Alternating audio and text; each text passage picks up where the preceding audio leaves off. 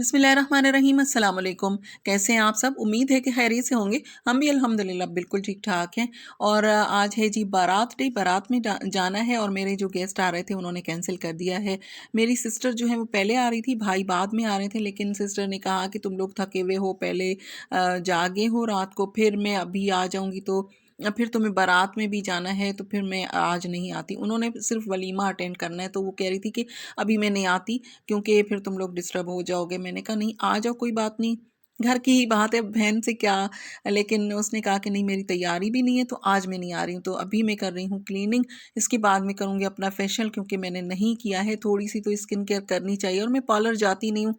पहले भी आप लोगों को बता चुकी हूँ कि मैं घर में ही कर लेती हूँ। 2-4 चीज़ें मैंने घर में रखी हुई हैं, उसी से ही मैं कर लेती हूँ और अच्छा खासा रिज़ल्ट आ जाता है। पार्लर में जाओ, टाइम लो, इतना वेट करो, उसके बाद फिर रिज़ल्ट ना आए तो फिर मूड ऑफ हो जाता है। ये तो अपने हाथ में ही होता है। स्टेप्स जो होते हैं ना, वो ईज़ी होते हैं। आपको अगर नहीं आते हैं तो आप यूट्यूब से सर्च करें और अपना फेशियल घर पर करें, क्योंकि वहाँ पर एक तो टाइम लेना, फिर बैठना, इतना टाइम किसी के पास, मेरे पास तो इतना टाइम नहीं होता है।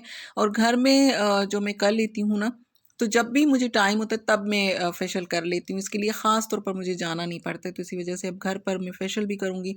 और टेलर ने भी गड़बड़ कर दी है। इतना मेरा मूड ऑफ है आज, इतना मूड ऑफ है। एक तो काम सारे गड़बड़ हो जाते हैं, शाम को जाना है, और फिर टेलर जो है ना वो पता नहीं इनको क्या मसला है, जब तक इनसे झूठ ना बोले ना तब तक ये काम नहीं करते।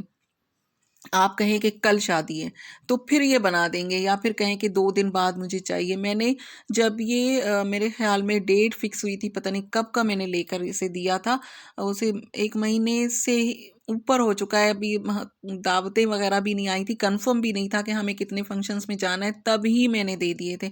लेकिन फिर भी उसने लेट कर दिया। अभी मैं बताती हूँ कि किस तरीके से मैंने उसका मान के लिए एक ट्राउज़र सिया है, और इतने सारे काम हैं। अभी मैं कर रही हूँ फेशियल, डर्मा का मैं ब्लीच कर लेती हूँ, और इसका ये चीज़ें हैं वो मैं चेंज करती रहती हूँ। जैसे मसाज क्रीम है या क्लेंज़र है, टोनर वगैरह सारे चेंज होते रहते हैं। जैसे जैसे जो प्रोडक्ट ख़त्म होता है वो मैं लेती हूँ। तो फिर कभी भी ऐसा नहीं होता कि सारी चीज़ें एक साथ ही ख़त्म हो जाएँ, ऐसा नहीं होता है।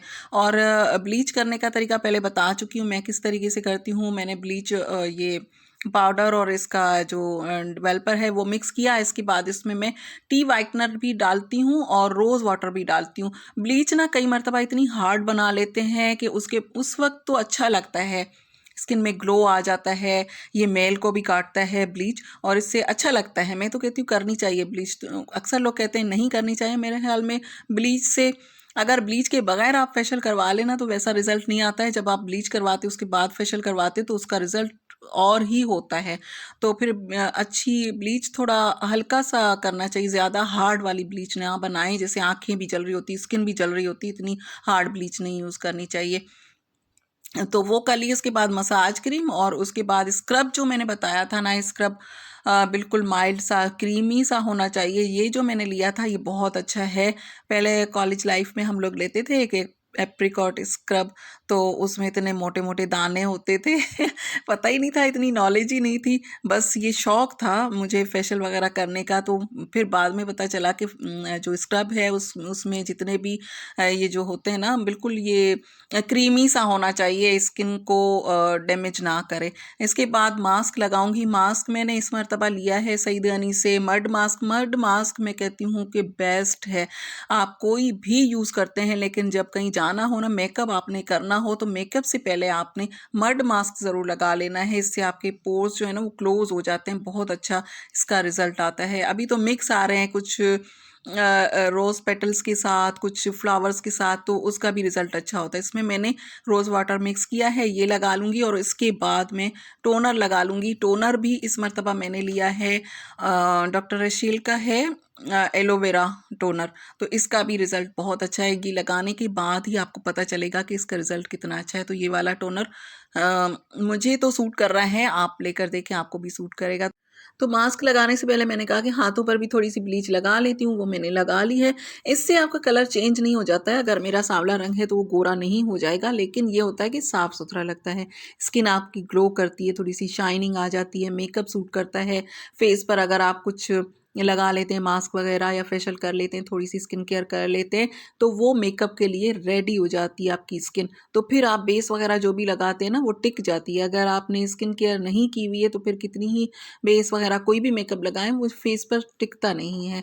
तो ये मेरा हो चुका है। इसके बाद मेरा पूरा ध्यान जो है वो इस प्लाजो में था कि इसको मुझे सीना है, और वही हुआ, लाइट चली गई। एक तो ये सिला नहीं था, ऊपर से फिर जब मैंने मशीन निकाली तो फिर लाइट चली गई थी। फिर ये मेरी हाउस हेल्पर की मशीन है, वो मैंने मंगवाई है और ये प्लाजो जो है वो मैं सी रही हूँ। बाकी 2 सिलाइयाँ इसकी रह गई थी, पीको वगैरह मैंने नीचे से इसको पीको करवा लिया था, सिंपल सा सी लिया।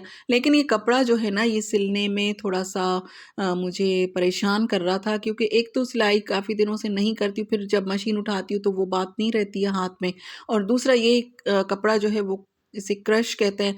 तो इसको अगर खींच कर मैं सिलाई लगाऊंगी तो इसकी ये चुनटें जो है वो खुल जाएंगी।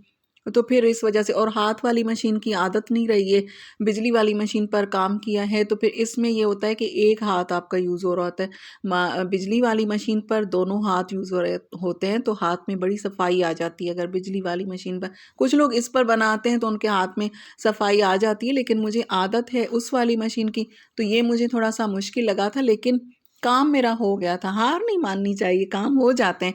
थोड़ी सी परेशानी हो जाती है, शादियों में मूड ऑफ हो जाता है, इस तरह होता है, अक्सर शादियों में होता है। मेहंदी भी हमारी नहीं लगी थी इसी चक्कर में। तो फिर ये मेरा सूट है, इसका प्लाज़ो जो है वो कंप्लीट हो चुका है। मेरा सूट जो है वो मैंने मंगवाया था आसिम जोफ़ा से। तो फिर उसकी डिटेल में बताऊँगी कि किस-किस तरीके से आया। प्लाज़ो देखिए सिल कर तैयार हो चुका है। हाँ, अगर आप लोग इसका प्लाज़ो बनाना चाहते हैं इस कपड़े का, तो उसमें घेर काफ़ी ज़्यादा होना चाहिए, क्योंकि जितना भी घेर होगा वो कम लगेगा। तो इसमें मैंने फिर से खोल के फिर से जोड़ लगाया, थोड़ा-सा और कपड़ा इसमें लगा दिया था ताकि इसका घेर ज़्यादा नज़र आए। लेकिन अभी भी इसमें मुझे लगता है कि एक कोई लेस कोई सिंपल सी लगा लूँ, ताकि ये खुला-खुला सा लगे और इसका घेर नज़र आए। वरना तो इसमें जितना भी घेर होगा ना वो नज़र नहीं आएगा। चुनटे हैं ना इसमें, तो इस वज़ह से। सूट मेरा जो है वो मैं प्रेस खुद कर रही हूँ। मैंने रुमान से कहा था, मैंने कहा कर दो, लेकिन वो फिर डर रही थी कि इस पर कहीं इस्त्री चिपक ना जाए, कुछ हो ना जाए। और ये सूट जब आया ना उस वक़्त मुझे बिल्कुल भी अच्छा नहीं लगा था। मैंने कहा मैंने पता नहीं कैसा सूट मँगवा लिया। इतनी सारी वैरायटी है आसिम जोफ़ा की, आजकल देख रहे हैं आप लोग कितने सूट्स उसके उनके आ रहे हैं। जब हम ऑर्डर करते हैं ना उसके बाद जब वो सूट आता है, वो फिर हमें वैसा नहीं लगता है जैसा मॉडल ने पहना होता है। पहले तो मेरा मूड हो गया था ऑफ, लेकिन सिलने के बाद जो है ना, ये सूट सिलने के बाद ही अच्छे लगते हैं, जब सिल जाते हैं ना उसके बाद।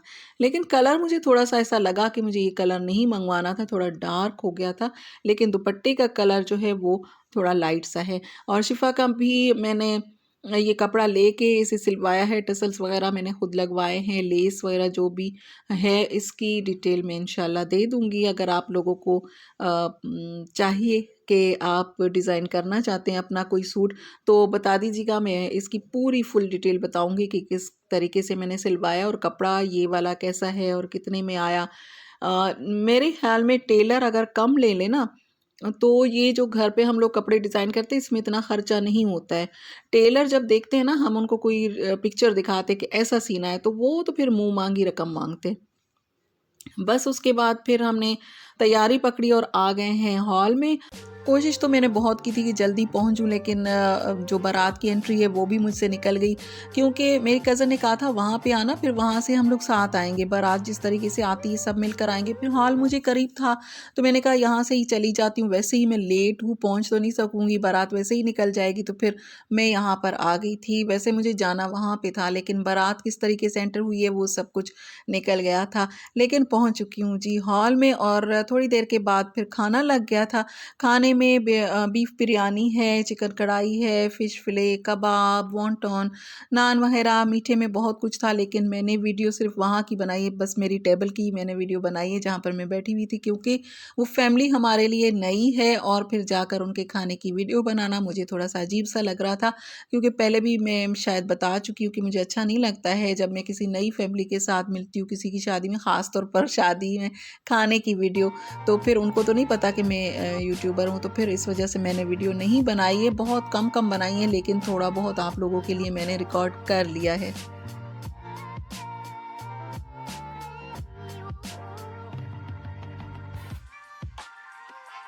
खाना खाने के बाद कॉफ़ी थी और फिर बहुत सारे लोगों से मिलते हैं, जब कज़न से मिलते हैं बहुत दिनों के बाद, शादियों में मिलना होता है आजकल तो फिर बस वहाँ पर थोड़ी देर हो गई थी, उसके बाद फिर घर आ गए थे। अभी मैं आप लोगों को दुल्हन भी दिखाती हूँ। मेरा ये जो दूल्हा है वो मेरे रिश्ते में भांजा और भतीजा दोनों ही रिश्ते हैं मेरे इनके साथ, लेकिन इनको वीडियोज़ बनाना ये सब कुछ बिल्कुल भी पसंद नहीं है।